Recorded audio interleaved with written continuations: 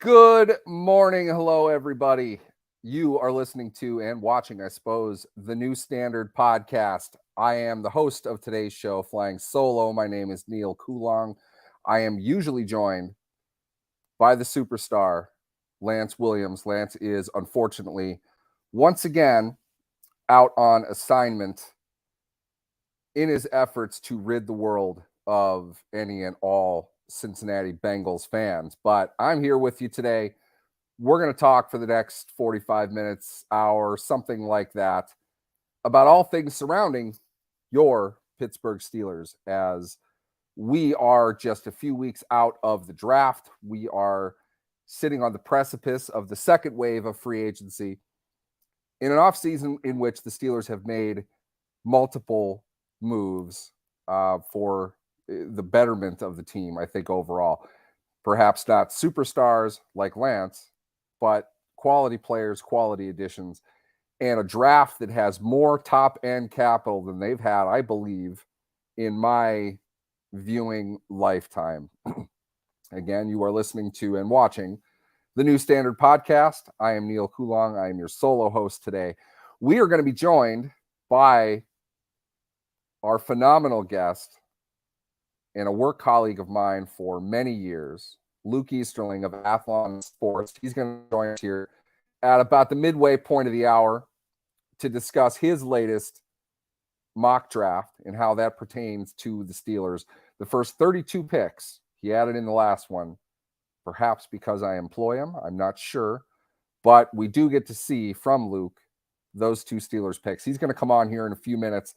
I'm going to give you a quick wrap-up of what is going on in Steeler Nation in case you didn't notice. And judging by the value of this news, I'm not sure that you have or perhaps even really care.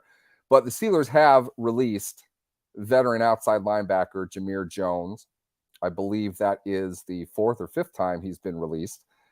The good news is that clears him up to be re-signed for training camp, which is what I'm sure is going to happen. Whether Jones gets on the field, makes a significant impact for the team or not remains to be seen. I would probably not classify it as anything significant, but it is a move perhaps tied to roster maintenance, perhaps tied to injuries, perhaps tied to the recent sighting of another former Steelers outside linebacker.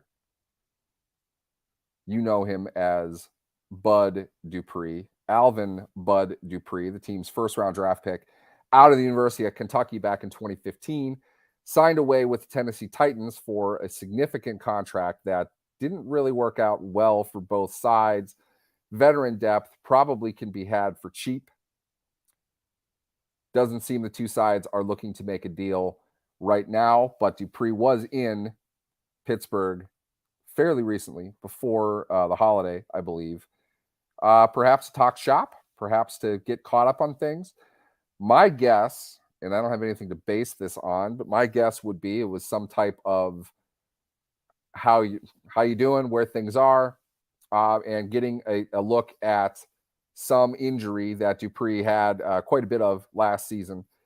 Perhaps he had surgery on that, and they're just checking him out. Now is not the time to make a move, but Dupree doesn't seem to be visiting or signing with anybody else. And Pittsburgh would be a natural fit, I think, for both player and team, given the right price. If somebody wants to give him $90 million guaranteed over 3 years, I'm sure that he would take that deal. I don't think the market suggests, though, that that is in the cards for one Alvin Bud Dupree. Pittsburgh, I would think, market for him $4 or $5 million a year. Maybe the Steelers have done 2-year deals with a fairly back-heavy second year. It's an interesting situation for them, considering Alex Highsmith is entering the final year of his contract. If, again, we want to look at this by market, Highsmith is capable of pulling in probably quite a bit more than the Steelers would be willing to pay to have two high-priced either top of market or around the top tier of the market at a premium position like outside linebacker. Do you want to pay both of them, or would you rather have one that's getting paid in TJ Watt and another one who's building up to get paid, exactly like they did with Highsmith? They did pretty well with him, considering he was a third-round draft pick. They've barely paid him. He is statistically earning well below his market value. It's a solid pickup, but things change. Highsmith has earned the money that he's going to make. Whether that will be with Pittsburgh or not remains to be seen. I would bet most likely not. So Dupree's fit in that situation would be to provide some depth, or perhaps be leveraged out for a potential starter next season. Luke is going to talk a little bit about an interesting name that perhaps we haven't really discussed a whole lot of to this point from his mock draft. Again, Luke Easterling is going to join us here in a little bit. You are listening to and watching the New Standard Podcast. I am Neal Coulong. Steelers also recently hired an offensive coach. The offensive assistant is what his title is. A man named Glenn Thomas, experienced college and NFL coach. Beyond that, if we act like we know an incredible amount about him, or that he is sitting in pole position to be the difference for a Steelers offense that struggled quite a bit over the first half of the season, came on pretty well down the stretch. If we're going to act as if the general offensive assistant is the key ingredient to this, then there are a lot of coaches that make far too much money. It's a low-level kind of generalist. I joked with Lance, superstar Lance Williams. I joked with him prior to the show that this is really kind of a graduate intern type of job. That's probably not fair. He does have a good amount of experience, but the Steelers have utilized an offensive assistant and a defensive assistant in the past to help fill in where they need it at perhaps a little bit less of a cost than a full assistant position would be. And it doesn't lock them into any particular spot or position. You might remember, and of course I don't off the top of my head, the offensive assistant, probably most notable, was the one after Randy Fichtner was promoted to offensive coordinator. He ended up being kind of the de facto quarterbacks coach in that transition, and it wasn't the best year, considering Ben Roethlisberger went down with injury early, and Mason Rudolph took over and got hurt, and the Steelers had something called Duck Hodges playing quarterback for them. Hodges for most of that season. Off and on with Rudolph due to injury and ineffective play. Perhaps the worst quarterback room in recent NFL history. And they nearly made the playoffs, not too far off. Excellent coaching year. However, that is not the situation I think that the Steelers are finding themselves in now. Matt Canada is still the offensive coordinator, much to the chagrin of, well, everybody. And with Mike Sullivan as the team's quarterbacks coach, it wouldn't seem that they would want to bring in another quarterback-based coach to help with the development of young master Kenny Pickett. But not a terrible idea either. More voices can be a bad thing, but if you get the most out of what you have, it's only going to benefit a young player that still needs reps, still needs work, putting in the work from everything we see on social media, though I'm not entirely sure that is different from a whole lot of players. But there's a lot of faith, a lot of optimism in Pickett moving forward with Pittsburgh.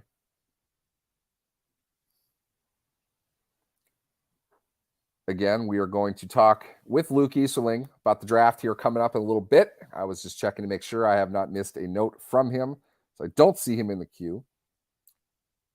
Doesn't mean that I absolutely cannot riff and talk ad nauseum for a solid 45 minutes. You guys have all heard me do that, much to the detriment of anybody watching the show. And that show, of course, is the New Standard, which is what you are listening to now. I am Neal Coulong.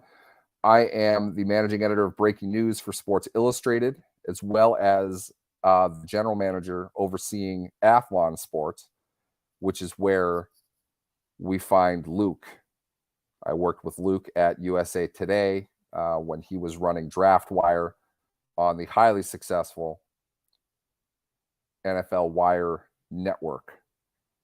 If you guys have any questions, feel free to throw them in here. I think we might have a little bit of time here to kill. One draft prospect whose name came up, and I'm planning on discussing this perhaps a little bit with Luke, but I spoke with Steve Jones out in Happy Valley, Penn State, play-by-play voice, radio out there. An excellent guy. I've been doing radio spots with him for literally like a decade now. It's crazy how old we've both gotten in that time. About one Tennessee offensive tackle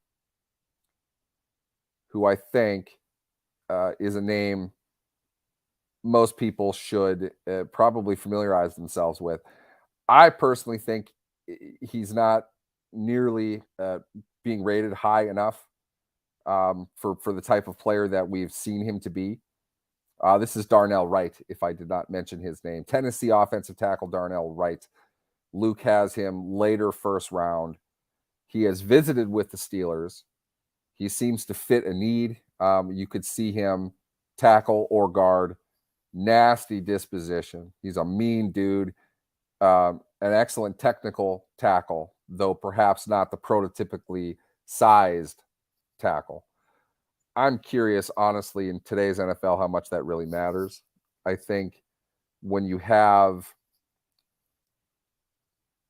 defensive ends, edge rushers, who are easily the most athletic guys on the field, pound for pound, size definitely helps. Length definitely helps, but that's only if you plan on blocking beasts like TJ Watt, like Myles Garrett, high-end, high production, high athleticism edge players. You don't really want to block those guys one-on-one. In fact, oddly enough, ask Garrett's Browns what happens when you try to block TJ Watt one-on-one. Watt easily has the most sacks against any team in his career against the Browns because there was a stretch of time Browns acted like Watt wasn't even on the field. They blocked him with tight ends. They blocked him with running backs, and he utterly destroyed them. So that's a team that in the Browns, they have invested a bunch into their tackles and don't seem all that interested in making sure one of the best, if not the best defensive player in the game gets blocked consistently. Wright, though, is technically supreme. Our friend over at Touchdown Wire, Doug Farrar, wrote a great piece highlighting Wright and what he did in stopping two high-level defensive players, Will Anderson of Alabama and B.J. Ojeri of LSU, over this season using two very different techniques. Highly recommend you check that out. I'll pull it up and put it in the chat here.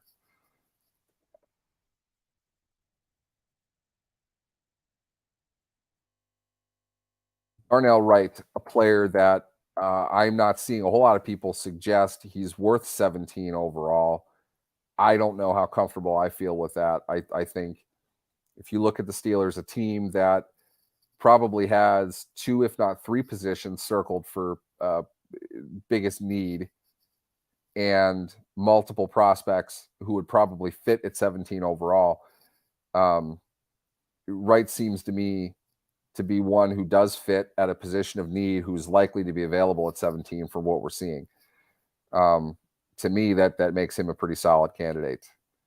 That's not the guy that Luke gives Pittsburgh. We'll get into that in a little bit. But the value of that offensive tackle, a versatile offensive tackle, is he right? Is he left? I don't know. I'm not sure that really matters, and I'm not sure the Steelers have made an emphasis to make it matter. Their current right tackle was brought in to play left tackle and was going to play left tackle at some point. Didn't work out that way with injuries. They have had in the past multiple players playing right and left. They're not exactly sure which side they want to go to. It's not the set position that draft nicks insist that they are. Now, if you're drafting top 10, you get, I don't know, not tied. Slater didn't go top 10, but Andrew Thomas. These players are guys who were brought in to play left tackle. Perhaps it didn't work out well for them. They can be just as effective on the right side, depending on what you're doing. In my opinion, the read option element of today's football eliminates what was the cliche, the quintessential reason to have your best at left tackle. I don't think it really matters. Let me rephrase that. It doesn't need to matter. If a guy is just more comfortable on the right side, you can make hay with the dude on the right side, because if you're running right-handed, getting a road grader, which is right, in my opinion, out in space, he can lead a zone effort. He can lead a gap effort. A solid player overall. We are going to get into that, but fortunately for us, we have the man, the myth, and the legend, Mr. Luke Easterling of Athlon Sports, kind enough to join us today. Thanks for coming on, Luke. I appreciate it. My pleasure, man. Let's get into it. Love this season. You know how I am about this time of year, and it's pedal to the metal now, right? I love these next couple weeks. It's going to be wild. This is it, right? In many ways, I don't like to admit this publicly, but in a lot of ways, I like this season better than the regular season. It's just me. The drama that comes with it, the everything that unfolds. Perhaps the only intelligent thing I've heard Roger Goodell say, and I'm sure somebody fed him this line. At one point, this has always stuck to me. The draft is the time of the year where all 32 teams get better. Yes. I think that's such a great way to look at it. Whether it's true or not, it's the optimism is there, that enthusiasm, that energy is there, and you can see why fans get into it as much as they have. And you're somebody that got in on the ground floor with, call it draft Twitter, call it the draft Nick cult. There was a time, Luke, and I'm sure you remember this, in which there were only 4 or 5 people that did this. Those 4 or 5 people raised a generation of writers like you and me who got into the draft and started breaking it down, started really analyzing it, diving into the players and team fit, and it exploded. It's an entire industry now that is in many ways bigger than the game itself. And it's something that the league eventually would capitalize on, along with fantasy football, to kind of create. And how many people along the way, Neal, were like, nobody's going to care about this. Why are you? Oh yeah. You heard it all the time. My family got hacked off at me because I monopolized the TV from 10 a.m. Saturday through Sunday morning watching the draft. I just sit and veg out and watch all of it. As a kid, I had like 4 boxes of cereal and 2 gallons of milk. And I just lived out. I absolutely loved it. And it was tiny. It was literally a Saturday morning event. It's obviously not the case now. In fact, it's been a while since they even switched it to prime time. I remember when that was a big deal. But the draft is why you're here, of course, Luke. And just to do the station announcement once again, you are listening to the New Standard Podcast. I am your solo host today, Neal Coulong. Lance Williams is on assignment once again, fighting to rid the world of any and all Bengals fans and their loyalties that we obviously don't need. Luke, you posted your most recent mock draft to Athlon Sports. I'm going to put that in the chat as soon as I can actually highlight this. And I got to tell you, 2 things stand out for the Steelers pick at number 17. One, you, like many other people, are sending Penn State cornerback Joey Porter to Pittsburgh. And 2, were you aware that his dad played for the Steelers? Did he? I heard also, I don't know if you know this, but Ryan Fitzpatrick went to Harvard. Did you know that? He did. Joey Porter did not go to Harvard. And he went Calvin Ridley is old. Calvin. Right? I think is that one of the ones? I don't know. We always got like no, it's that what the dude the Bears drafted, the one that we ripped on Perez for all the time. The guy's like 28. He's eligible to run for president. Perez Love it. Is talking him up like that works out well. Sorry. Side note to that. I'm going to give you my thoughts, and I want you to poke holes in everything that I say because you are around this far better than I am. But Joey Porter Jr., biggest asset is his length. Yep. not an elite athlete, but a good one. I don't know how much I like him outside of a straight press man scheme, which is not exactly what he would do in Pittsburgh. Off the ball, I think he's an absolute beast. If he doesn't win that off the ball, though, it doesn't take a whole lot to get him to have to flip and run, and that's not where he's good. What do you think? Yeah, I think that's an honest assessment. And again, I think that's the point where you would look at your coaching staff and say, hey, there's a big, strong, fast, physical corner with these long arms. It's your job to fix that part. It's your job to get better. Now, the problem with that is, and you and I talked about this off the air yesterday, you look at a guy like Jeff Okudah is the latest in kind of a cautionary tale of like, let's just get this guy with traits in the building and we can mold the rest of his game to fit while schematically not putting him in position to do what he does best, right? And so that's how you go from having number 3 overall pick that a few years later you're trading for a 5th rounder. So I don't think it's as much of a risk there with Porter. I think I like his ceiling. I like his ability to adapt, and I would have confidence that, especially, growing up, understanding, with your dad, what it takes to be an NFL player. I think that translation would be easier for him than most. But I don't disagree. I don't disagree that he's definitely got a wheelhouse, and it will take some development in those other areas before he's the kind of complete player that you would want your first round pick to be, especially at that position. Is that part of the reason why you see him dropping to 17 overall? Because in many ways, 34-inch arms, 6'1", 4.4 level speed, not the greatest change of direction speed, but certainly good enough in relative comparison to the NFL. Is that why he's on the board at 17? Because the traits I just listed are not traits of guys that fall that far unless they have significant problems. Right. Well, and there's a couple other things to this here. You can look at him as a player in a vacuum and try to pick those traits out and say, okay, that's why he would go that low. But none of this happens in a vacuum, right? It's one position out of 11 or 12 groups, and you got 16 teams picking ahead of you. So you have to look at, historically, corner is a position that gets valued. So it's not like it's an off-ball linebacker or a running back or something where even a top talent could slide that way. But look at the way the top of this draft is constructed. You have a high probability that you've got at least four quarterbacks going ahead of this pick. So that's 4 picks right off the board. You got a handful of defensive guys, pass rushers and stuff. But then you get to corner, and you're saying who at corner will go ahead of him. I think you and I both agree that Christian Gonzalez is going to go ahead of him. But again, talk about a complete player. He is the change of direction guy, in addition to having the size, the length, the athleticism, all the things that I think Porter does well, Gonzalez does as well, and doesn't have as many of those concerns in terms of the short area quickness, the turn, the flip. So I think he's probably the first corner off the board, and part of that is just because I think Devon Witherspoon has the best film overall. I just think he's small. He's a little light. And if you have to pick between a guy like him and a guy like Gonzalez, and you're kind of splitting hairs, I feel like Gonzalez wins that battle. So in terms of future projection and traits, I think Gonzalez is the first guy off the board.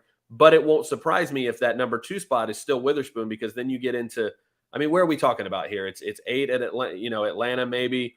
If Arizona trades down into that range, they're probably looking at corner. Philly at 10, I think, would be there as well.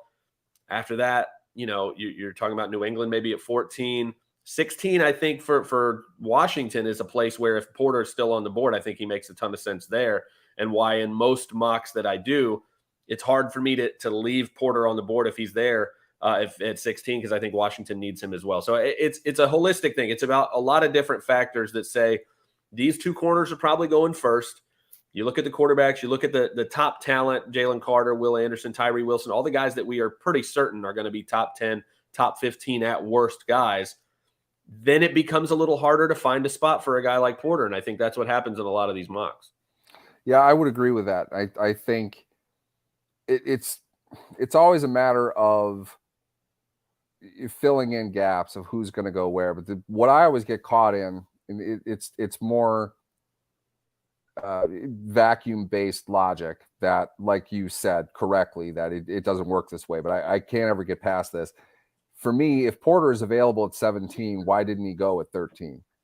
What's the difference between those? It's a premium position. He has premium traits, physical, the size at least. certainly in a cover 1, cover 3 type of defense like the Steelers are going to play with him. He's going to be able to carry a guy off the line of scrimmage.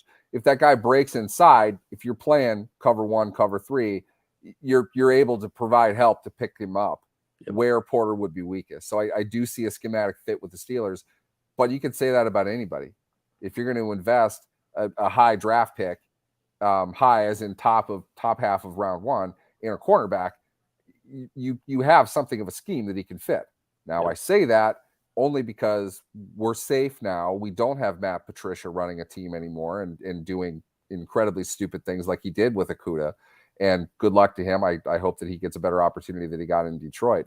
And he stays healthy as well, because obviously a great physical player, not one who was ready to come out and play.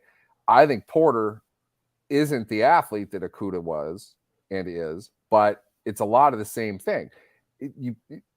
I talked about this on a radio spot. I mentioned this earlier in the show, but I talked about this with Steve Jones yesterday.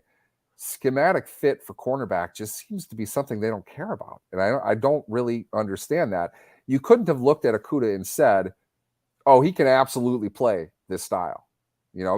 Detroit couldn't have done that. It's impossible. No, there's no way. What they did was project it based on his traits. Now, let's be fair. The draft is about traits. You can't just simply say he was great in college, he'll be great here.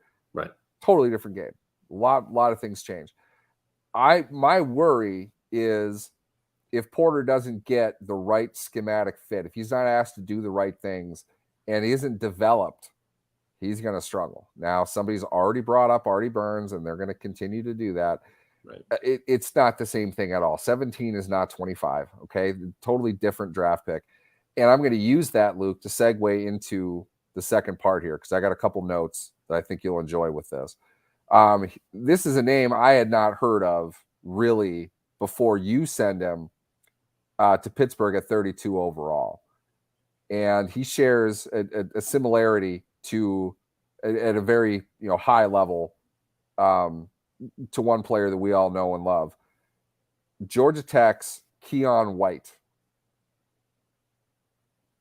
What I see with White, and this is a very preliminary overview, is a great athlete who doesn't quite know how to play football yet. Probably why he's a guy that's going to be looked at as that top couple picks in round 2. Beast of an athlete. Might not be the greatest football player. You know who that reminds me of? Bud Dupree. Bud Dupree, I don't think there are many human beings who had as much athleticism as he did at his size, certainly not, when he was drafted by the Steelers back in 2015. And I'm going to use this as an opportunity to point out as well, Luke, right around now is the 8-year anniversary of when I was with Steelers Wire, and I emailed you out of the blue asking you to answer a few questions for me and my audience, very similarly to what we're doing now, but email. That's how old we are now. We were emailing this back in the day. And one of the people we brought up then was Alvin Bud Dupree to the Steelers at 22, 24, something like that. Yeah. Somewhere in there. I'm making a lot of very, intangible comparisons between White and Dupree. But the thing that stands out is that the dude is a freakish athlete. Talk a little bit about what you see him being. How do you project him working out?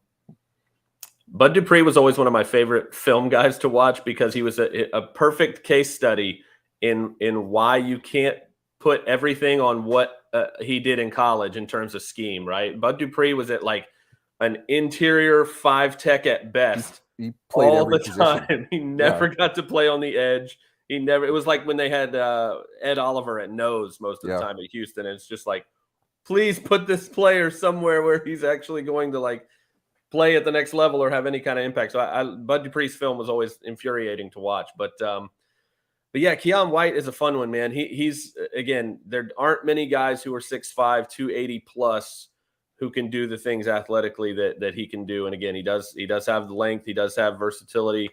But that's really what you're getting. You're getting a moldable ball of clay that can line up in different ways. You can move them around in different downs and different packages. And you're just saying to yourself, hey, these guys, traits, size, athleticism don't come along very often. it's time for the coaches to make their money, make their hay, and turn that guy into more of a football player than he has been. And I think that's what you do. It's what you do at certain points in the draft throughout, right? To different levels, right? There are, early round versions of this, later round versions where you're just like, hey, I'm going to take a flyer on this guy because he's got height, weight, speed, and we'll figure out the rest. It becomes more risky and dangerous the higher you do that, right? And the earlier you do that. So you do have to be a little more judicious. But I don't know. I see a guy who, like you said, he may not know what he's doing with it yet, and he may not be the football player he can be. But I see a guy who loves to play football, who loves the physicality of it and embraces that part of it. Where I would get concerned with a guy is not only is he not great at football and he's a great athlete, he just doesn't seem to enjoy the physicality of the contact, doesn't seem to want to do this and get better and become that football player that his athleticism can be. I don't see that with White, which is why I'm a little less concerned than I would be. But I don't know. I see a really high ceiling for a guy with those traits. And to get him in a building with a guy like Tomlin overall on that defense, who has coached a long time and seen a lot of things and I think has learned from experience and would be able to, as much as anyone, learn from the past, learn from maybe some of their own mistakes as a franchise and be able to develop him and let him hit that high ceiling. Another point to make with White as well, just like Bud Dupree, he was recruited as a tight end. Got the size, got the athleticism. Do you see him standing up? Do you think he's an outside linebacker in Pittsburgh's defense, or are they going to put him down? I think they'll do it all. They'll try it all and see what happens. You know how this works, right? If I do rankings, I have to pick one, and put him interior or outside. So I have certain kind of size thresholds that I try to, even just for my own sanity, put guys into different buckets so I don't have to worry as much about where they fit. So a guy like that, if you're 280 plus, I put you in the interior basket. So that's, for me, I would want to see him, play somewhere between 280 and 290 and make him a 3-tech and use that explosiveness against interior blockers. I think he'll have a mismatch there. But I want to see what he can do on the edge, because if you can drop and you can get in passing lanes with that length and that size, and that's a huge pain in the ass for quarterbacks. So, I would want to, if it was me making the decisions and I get that guy in the building, I want to see all the different things I can do with him, because and look at all these defenses across the whole NFL. You got, from a quarterback's perspective, right? When you get to the line of scrimmage, the first thing you want to know is known rushers, right? I want to know who's definitely coming. And the more guys like Keon White you have, where you can put them in a 3-point, you can stand them up, you can move them off the ball, you can move. Those guys are really valuable because you can never know when they're coming, and it makes sense that they would or wouldn't, right? Unless you're Todd Bowles and you're dropping Vita Vea into coverage or sending him on a blitz from like 8 yards away, which is just bonkers to me. You kind of know where a lot of guys are coming from. A guy like Keon White, he could do it all. He could do everything at this point. So if I'm the Steelers, I want to set him, put him all over the place. Put him at 3-tech, put him at 5. Again, depending on if you're in the nickel, I think he's got obviously a great size to be a base end and anchor on that side, because he's got the big frame. So I want to see what all I can do with him before deciding whether or not he's exclusively an edge or an interior guy, and hopefully he can do it all. Excuse me. Couldn't get to the mute button on that. You did go on. So now we've drafted Joey Porter, 17 overall, 32, Keon White. I'm pulling up. Offense is going to get really lonely on this mock, I think. I think it takes a little while. Yep. And I think this is the Syracuse offensive tackle going 49 overall, Matthew Bergeron. All right. To the Pittsburgh Steelers. They addressed the tackle. They addressed the cornerback in 2 of their first 3 picks. That's probably on par. I think most people would expect that. For me, I have said it all off season. They have 3 top 50 picks. One of them is a cornerback and one of them is a tackle. I don't think there's a way around that. Yeah. I am not excited per se over the fact that they still have positions they have to invest premium positions in, or premium picks in. Right. The new standard show, when Lance and I started, it was the pre-Najee draft, and we said the entire offseason leading up to the draft, They have to draft these spots. They have to invest premium picks into these spots because these guys have to start. I don't necessarily feel it's, out and out frustrating that that's the position that they're in now, because at cornerback, they've made their bed. I mean, they don't have anybody signed for next year. Almost literally no cornerback signed. They have to do that, and they probably need to get a little bit higher level of a player at one of their cornerback positions. You hope that they can do that, and you hope that Porter, if he's the guy they take, is able to fill in. I personally don't think he's going to be there. My guess, I don't think he goes 17. I think he's going to go before that. But tackle, and anyone who's had the misfortune of sitting and listening to me on this show knows Dan Moore is legitimately a strong candidate as the worst left tackle in the NFL. He needs to be replaced. If anybody on the team needs to be replaced, and this is not a Super Bowl level team right now, they have to get better at that position. In a way, as somebody that doesn't necessarily put a high level premium on a tackle, I think everybody can reasonably say that you're not going to be a great offensive team if Dan Moore is your left tackle. There's a middle ground here that we need to find. Is it a back end of round 2 selection from a player that our team at Athlon notes isn't the best natural athlete, has some explosion, his size is good, more of a run game type of tackle. That seems to fit what Pittsburgh wants to do. Right. Can you tell us a little bit about what you see from Bergeron? Yeah, I think honestly, this class stacks up really well for the Steelers to try to find that guy at that pick. Every time, and you know me, I've done so many of these mocks at this point in the process, you pick up on trends, right? Where do position groups go early, and where are the tiers? Where are the drop-offs? Where is it like, man, if I don't get a tackle by this pick, I'm probably not getting a starter. I'm probably not getting a guy. And then you start to have to look elsewhere, right? And just be like, I got to find value elsewhere. Tackle's a place where every time I do one of these, and again, I'm a Bucks guy, so the Bucks are picking at 50, and if they don't get a tackle in the first round, that's something they're in a similar position after cutting Donovan Smith. You have to have a starting left tackle. If you don't get him in the first round, you got to be able to be confident in the middle of the second that you can get that guy. When I run these, every time there's a handful of guys that I'm pretty comfortable with, at least in terms of projection. I like Jalen Duncan from Maryland a lot, Blake Freeland from BYU. I know I'm getting away from the guy we're talking about, but my point is that I think if I'm the Steelers going into this draft, league knowledge is not media knowledge, but it looks like I should have some nice options to find a potential starting caliber tackle there. What I like about Bergeron is just what you said. I mean, what he lacks in athleticism, I think he's a nasty physical dude and finishes blocks. And I think he just feels like a Steeler type of guy if he's there on that level. I think it's the ultimate sign of respect when you can look at a player on film and feel that fit, right? And be like, damn, he looks like a Steeler. That's how you've created a philosophy as an organization where people can look at a player and be like, man, he's going to go to the Steelers, isn't he?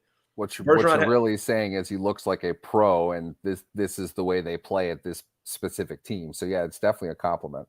Right. Because you could, not to catch some strays here for a guy like LaRaven Clark, but you can have athletes at tackle all day long. But if you don't love to impose your will on the other team and play physical in the trenches and if anything, win the run game first and learn the finer points of pass protection later, especially a franchise like Pittsburgh and the way they want to play football, you've got to be able to do that first. You've got to be a nasty, physical, high motor dude, all the cliches you want to use, whichever one. That's Bergeron. And again, if there does need to be some polish and some improvement on the pass protection side, so especially at left tackle, you get concerned about that. But if especially in the second round, if I have a chance to get a guy like that who philosophically and mentally, the way he plays the game fits the way I want to run my franchise and the way I want to have, an offense stylistically, if that guy's there halfway through the second round, I'm pretty happy about it. Now, me personally at 32, knowing Bison legend Cody Mock is on the board. Yep. If they once again pass on a Bison legend that they could easily have, I will be a little miffed But you have him going to the Raiders, and that hurts. I do. Would you keep him at tackle though? You put him That's at left kind tackle? of the trick with him. Yeah. He's probably a guard long term. Probably a guard. So much of that comes down to length. You've got to push a guy around an arc at tackle nowadays. Yeah, it's space. You have no help out there. Exactly. That's the area in which you need it. And if you don't have it, that's all they're going to do to you. Yep. And they can get inside and get to the ball. The athleticism of edge players today is so much that if you have a tackle that regardless of feet, and I can hear a bunch of offensive line coaches yelling at me right now, but regardless of feet, if you don't have the length to counter that bend, they're going out and then back inside when you're off balance and they're getting to the ball. We can have the same conversation. The quarterback is taking a 5 or 7 step drop. It's the same conversation about Skoronski, who's arguably the best offensive lineman in the draft, but because of that lack of length, you spend a top 10 pick on that guy when you think either you're going to have to move him to guard or just be okay with that lack of length on the outside. Is that a top 10 pick to you? I don't think it will be. Which brings us back to Darnell Wright. I don't, for me, Skoronski holds a lot of things that people really like. I don't think he's worth 12, 13 if a few other guys aren't. That's just me. Wright's the dude that stood up the beasts that he went against. I don't know how you can't pay attention to that because of Peter Skoronski. I'm not seeing that. I don't see the length. I don't see the athleticism. I see a reasonable solid tackle, but if anything, and I'm not going to go out in public and say this because I don't want to catch strays from everybody freaking out over such a proclamation. But if anything, I think Skoronski is the guy that could be available at 17, just because it's like, he's technically supreme. He is not a high level athlete. And if you want a tackle that high, he needs to be an athlete. Yeah. In my opinion. That's the way I run a team. Obviously I'm not in charge of a team for a variety of good reasons. Think about the fact that this year you have those guys. You have options. Sometimes you don't. Sometimes you have to settle for a guy that doesn't have the athleticism because he's good enough at everything else and there are no other options. If you're picking in that range and you need to tackle, you're going to have Paris Johnson, you're going to have Broderick Jones, you're going to have Darnell Wright. There are guys who have the length, have that athleticism, and have those traits. Mm-hmm. You don't have to settle for that guy, which, to your point, is why a guy like Skoronski could absolutely be that guy that just kind of tumbles because nobody else is like, he's good at everything and not great at anything. And they will take upside in some of those other kind of more rare traits every time. Unless one of those teams really feels comfortable with the idea of kicking him inside after using 10, 11, 12, 13 on him. That's another question completely altogether. Where's Tom Cable coaching? That's what I would look at as far as where Skoronski would go, whether he's going to move him to guard or tackle. He seems the type that would grossly miscalculate that. And one last thing on Skoronski is if you're going to move him to guard, now you have to have the conversation of, is he better than Osiris Torrance? Yeah. Because if you're going to move him there, you got to have the conversation. Is he better than the best guy I know is a guard? And I don't know if the answer to that is yes. Typically, though, what we see with the offensive lineman is that question, that intrigue has more value than you'd think logically that it should. Is he the best tackle? No. Is he the best guard? No. But because he's in the conversation for both, he's somehow better. That's we see that a lot with offensive linemen. But here's the tried and true rule. There just aren't very many 6'5", 320-pound dudes that move lightly on their feet, roaming the earth. It's really hard to find them. You got to take them early because, and Pittsburgh should take note of this as well, not bashing Bergeron at all. But if you didn't take one at 17 or at 32, what do you have at 49? You took 7, 8 tackles prior to him? Yeah, and I'm not saying that he's a bum. I'm just saying that a lot of dudes that are going to go. For me, this is just me. If you want to draft a tackle, you need to draft a starter. And I don't know if Bergeron is a starter. I don't know enough about the guy. But you can't replace Dan Less with Dan Lesser. You certainly can't do that in round 2. So, in my opinion, for a team that has not drafted a tackle since 1996, it feels like there's a reason. It feels like they don't want to have to find a starter on day one. So maybe that is the play. If they're not going to use 17 on a tackle, they're looking to get one later because they're going to be comfortable with Dan Moore at left tackle for another season because they're not going to be able to draft a guy who's better than Dan Moore. That can't even be possible, can it? I mean, my God, I don't.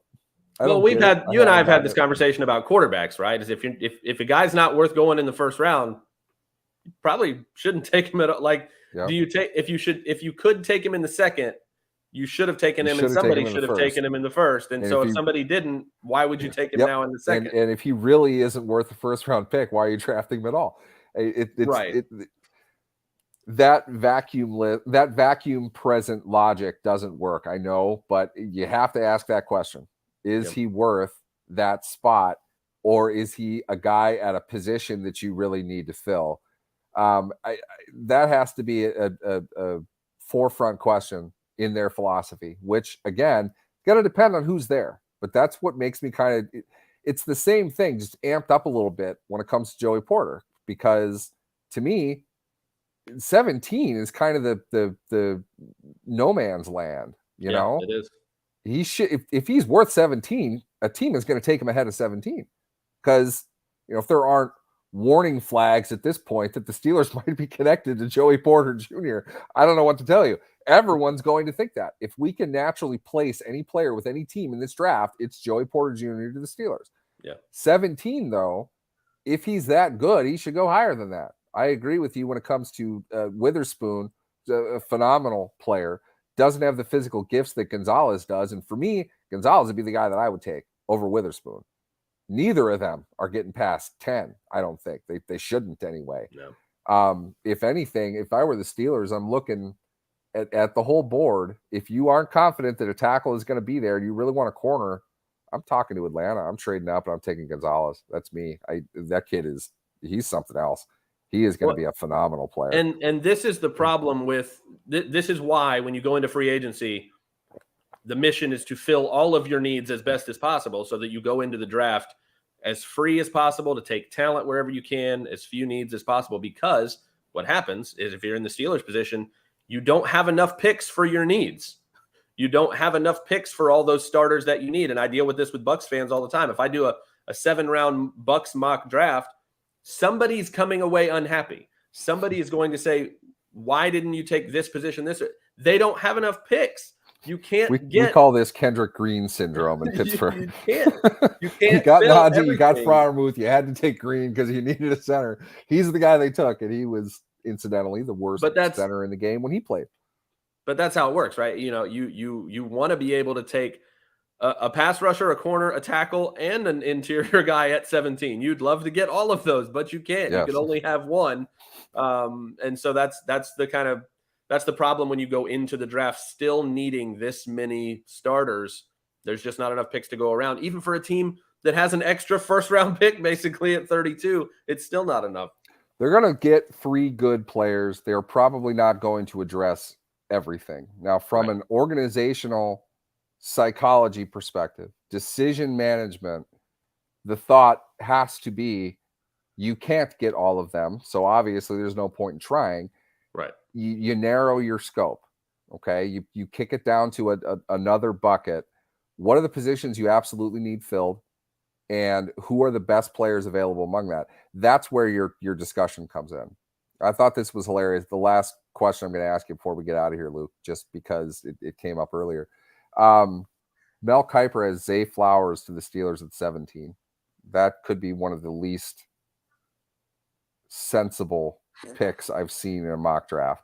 Am I wrong on that? No.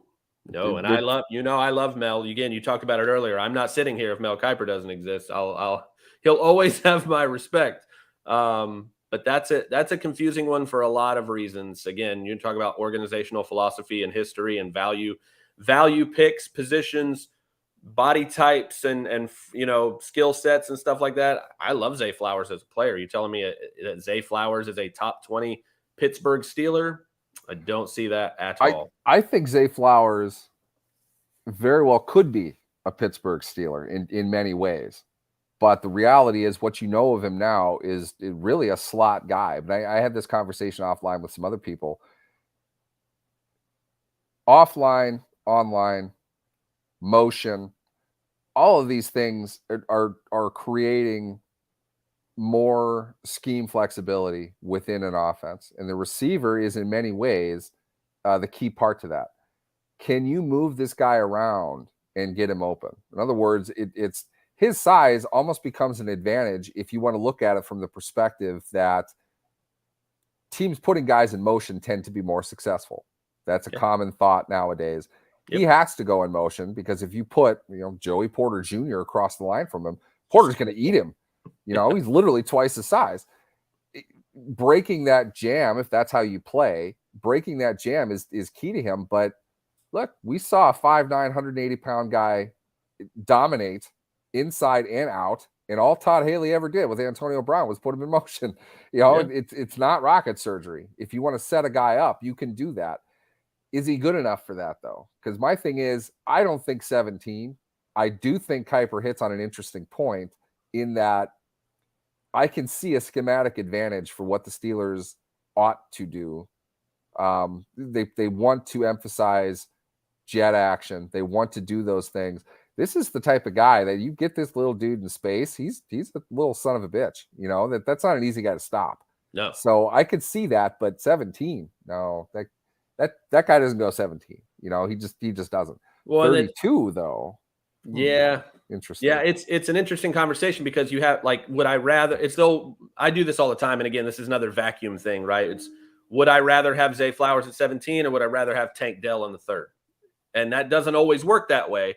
But there are, especially in a receiver class, and I wrote about this at Athlon earlier this month, is that it's such an odd class because all the best wide receivers are tiny. Yeah. Quentin Johnston's really the only guy maybe with some size. Yeah, Cedric Tillman, I like him a lot, and he's bigger, but all those guys are sub 6 foot, sub 185 even. Most of those guys are really not just short, but small. And so I don't know, a top 20 pick for a guy like that in a draft that seems to have a lot of those smaller, explosive guys that I feel like I could do schematically the same things you're talking about with a guy that maybe I can get on day 2. That's where I have to have that conversation when I know I need a tackle, a corner, maybe even a pass rusher, those premium positions. Premium spots, yep. Taking an undersized receiver in a draft full of them instead of doing that in the top 20, I just don't see that. Well, I appreciate your time here, Luke. We're going to close here with a bit of news that just came out. The Steelers had 3 pre-draft visitors today. Give me your 2-second thoughts. Wide receiver Jalen Reed of Michigan State. Familiar with him? Yeah. Love Jaden Reed. Again, great route runner. He's got enough speed. A guy that really took advantage, I think, of the all-star circuit and impressed a lot of people with the way he played through that. He's a guy that usually ends up in the 3rd round for me, kind of mid to late, but not a lot of flaws. I think he's a little bit lean, but catches the ball really naturally. And again, enough speed, enough short area quickness. I like him as a number 2, number 3 type of guy.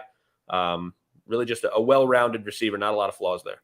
God, you just described a Steelers receiver to a T. That's scary. You're welcome. BYU quarterback Jaron Hall, and I think at this point now, this dude has met with every team.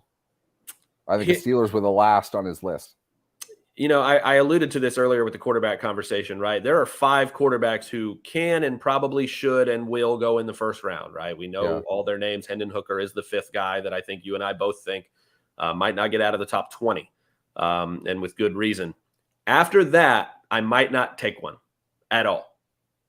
The drop off after those top 5 to guys like Hall, Tanner McKee, Dorian Thompson-Robinson, Jake Haener, whatever, whoever you want to put in that bucket, the difference between the top guy on that list and the last guy on that list is very small to me, which tells me I'll wait till the 7th. Hope I get Brock Purdy with Max Duggan or Stetson Bennett and take my chances. I'm not taking Tanner McKee on day 2. I'm not taking Jaron Hall on day 2. Again, Jaron Hall has got a great arm.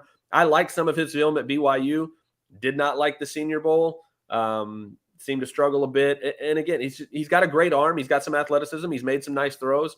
There's just not enough there for me to think about that. Anywhere before day 3, if I get into the 5th, 6th, 7th, and I've got my other needs filled and I've got some extra picks, obviously I'm a big fan of taking a quarterback every year just because you never know if you'll land the Purdy type of guy. And you never know when Mitch Trubisky's on your roster making $8 million. You You know, just don't. you might want a So, backup plan to that. who knows, right? So I take that guy on day 3 in the late rounds, but no, Jaron Hall's got a great arm. He's got some traits to work with. So if we're talking about late rounds, I'm fine with that. But second, third round is that next quarterback off the board, whoever that 6th guy is. I'll wait. Last one. Cal safety, Cal Bears. Go Cal Bears, Lance. Cal safety, Daniel Scott. I have literally never heard of this guy. Daniel Scott, great athlete, great combine. Needs to be a better football player. I think if you look at the film, you see the athleticism, you see the traits, and you just hope they translate to the next level. That's going to be his whole thing is get in the building. Can the coaches teach him the finer points of playing the position and figure out whether he's more free or strong? But you love the athleticism. He's a great athlete. He's got good size. So that's what these meetings are for, right? You see, we wrote about it at Athlon. You have Josh Downs, who has no visits at all. And that's a good thing because nobody has any questions about you. They know who you are. That's really the thing. And people don't understand that. I can't speak for teams, but right. There is just as much reason to think they're meeting with guys that they don't know enough about than there is meeting with guys that they're super interested in drafting. Right. I've heard from scouts, it's completing what they couldn't get done somewhere else. Yeah, you're just filling in the gaps. 50 teams want to meet with this guy, and he already looks exhausted. We'll do a visit with him. Yep. He's got an aunt who's close, so we'll have him in that day. It's completing a checklist more so than it is pre-dating stage, so to speak. We do this at the Senior Bowl all the time. Well, I saw somebody meeting with somebody. Exactly. They were getting his phone number so they can call him. Yep. We're setting something up later for the future. Right. Love the Devil Rays shirt. I didn't get a chance to comment on that before. That's old school. Not sure the age demographic of our audience, but there was a time in which they were the Tampa Bay Devil Rays and not the 11-0 Tampa Bay Rays, running a train through Major League Baseball and letting all fans of small market teams who bitch and complain about their team not spending money, Pirates fans, Twins fans, letting them have it that you can still be a high level successful franchise even if you don't spend a ton of money and even if your own market doesn't give a shit about what you do. We have the Tampa Bay Rays. That was Luke Easterling of Athlon Sports, draft guru, expert. Please check him out in social media, Easterling Luke on Twitter.